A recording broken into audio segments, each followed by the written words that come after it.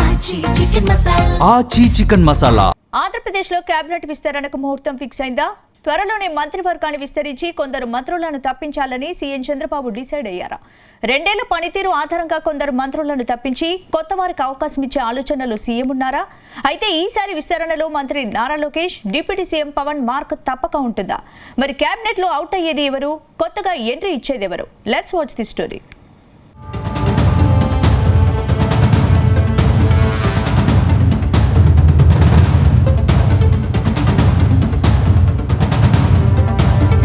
ఆంధ్రప్రదేశ్లో కూటమి సర్కార్ 2 ఏళ్ల పాలనను పూర్తి చేసుకుంది.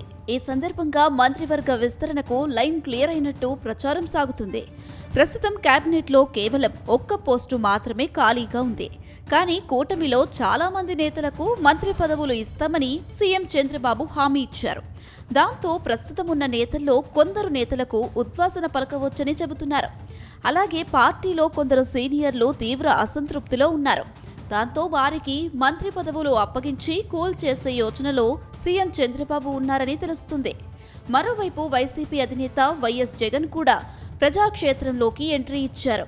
కూటమి సర్కార్పై కత్తి దూసేందుకు రెడీ అయ్యారు.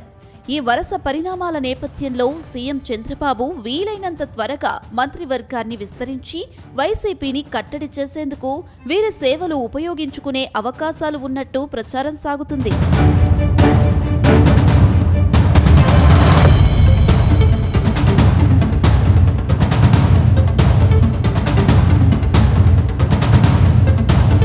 గత అసెంబ్లీ ఎన్నికల్లో సీఎం చంద్రబాబు కేబినెట్లో ఎక్కువ మంది కొత్త వాళ్లకు ఛాన్స్ ఇచ్చారు. ఒక్క తెలుగుదేశం పార్టీ తరపున కేబినెట్లో ఉన్న వాళ్లలో 13 మందికి పైగా మంత్రులు కొత్త వాళ్లే ఉన్నారు. ఇదంతా కూడా వ్యూహాత్మకంగా చేశారనే ప్రచారం టీడీపీ వర్గాల్లో ఉంది. ఇదే కేబినెట్తో ఎన్నికలకు వెళితే రాజకీయంగా ఇబ్బందులు తప్పవు అనే చర్చ టీడీపీ వర్గాల్లో కూడా ఉంది. ఇప్పుడు మంత్రులుగా ఎవరు ఉన్నా అన్ని శాఖలపై మాత్రం పెత్తనం కొంతమందిదే నడుస్తుంది అనే ప్రచారం ఉంది. రాష్ట్ర స్థాయిలో ఆయా శాఖల ఫైల్స్ విషయంలో ఎలా ఉన్నా కూడా జిల్లాల పరంగా చూసుకుంటే రాజకీయంగా పవర్ఫుల్ వ్యక్తులు లేకపోతే మాత్రం ఇబ్బందులు తప్పవనే అభిప్రాయం ఎక్కువ మంది టీడీపీ నేతలు వ్యక్తం చేస్తున్నారు.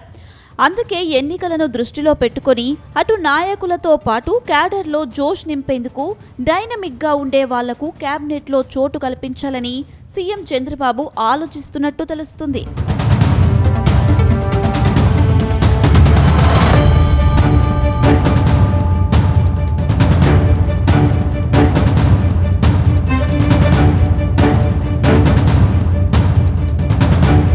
మరోవైపు కేబినెట్లో కొందరు మంత్రుల పనితీరు ఏమాత్రం ఆశాజనకంగా లేదనే టాక్ ఉంది. మరికొంతమంది విషయంలో మాత్రం కంట్రోల్స్ వేరే చోట ఉండడం వల్ల వాళ్ళు సొంతంగా ఏమీ చేయలేకపోతున్నారని సీనియర్ నేతలు అభిప్రాయపడుతున్నారు. వివిధ అంశాలు అన్ని దృష్టిలో పెట్టుకుని సీఎం చంద్రబాబు వచ్చే ఆగస్టులో లేదంటే దసరా నాటికి ఎలక్షన్ టీంను సిద్ధం చేసే అవకాశం ఉందని చెబుతున్నారు.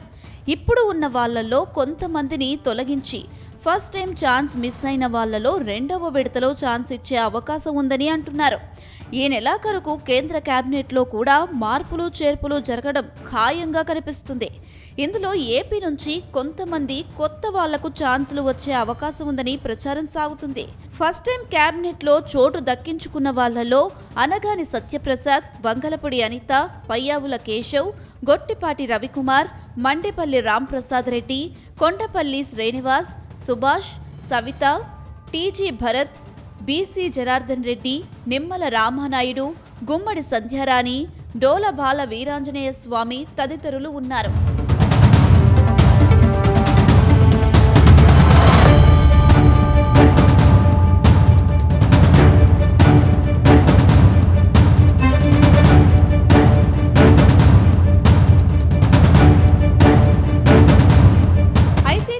మంత్రులపై అవినీతి ఆరోపణలు, మరికొందరు వరుస వివాదాలలో ఉండడంతో వారిని తప్పిస్తారని ప్రచారం సాగుతుంది.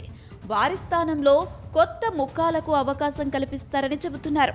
మరోవైపు హోంమంత్రి వంగలపూడి అనితపై ప్రభుత్వం వచ్చిన కొత్తలో డిప్యూటీ సీఎం పవన్ కళ్యాణ్ చేసిన వ్యాఖ్యలు పెద్ద దుమారమే రేపాయి. అలాగే ఉంటే తాను హోంశాఖ తీసుకుంటానని పవన్ సంచలనం రేపారు. అయితే త్వరలో జరిగే మంత్రివర్గ పునర్వ్యవస్థీకరణ సమయంలో అనగానిపై వేటు పడుతుందా లేక శాఖ మారుతుందా అనే దానిపై త్వరలోనే క్లారిటీ రానుంది. ఇక మంత్రి పయ్యావుల కేశవ్ శాఖలో ఎలాంటి మార్పు ఉండదు, కానీ ఆయనపై ప్రభుత్వ పెద్దలు నిఘా పెట్టినట్లు చెబుతున్నారు. వీరితో పాటు మరికొందరు మంత్రుల పనితీరుపై ఇప్పటికే వివరాలు తెప్పించుకున్న సీఎం చంద్రబాబు వారిపైన వేటు వేసే అవకాశాలు ఉన్నాయని తెలుస్తుంది. అయితే వీరి స్థానంలో టీడీపీ రాష్ట్ర అధ్యక్షుడు పల్లా శ్రీనివాసరావుకు మంత్రి పదవి ఇస్తారని పార్టీ వర్గాల్లో టాక్ వినిపిస్తుంది.